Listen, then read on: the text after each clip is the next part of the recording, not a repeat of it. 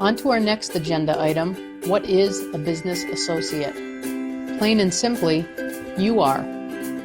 The services you provide are provided under a business associate agreement, or a BAA. A BAA is a legally binding agreement that puts you into the HIPAA club. When HIPAA first came out, it primarily only applied to covered entities. It was quickly discovered that there needed to be a way to protect the information that needed to be shared with third parties. Business associate provisions were added, which required that covered entities enter into business associate agreements with third parties that were performing certain functions for them. The BAA needed to be signed by the third party, and it needed to ensure that the business associate would keep the information they were receiving confidential.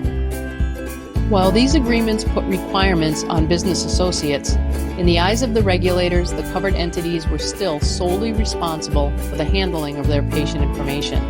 In the event of a violation, the fines and penalties went to the covered entity.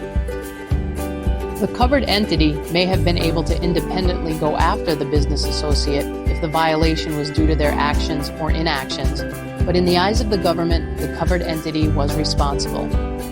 And then something happened. To find out what that something is, go to the next agenda item. What is the HITECH Act?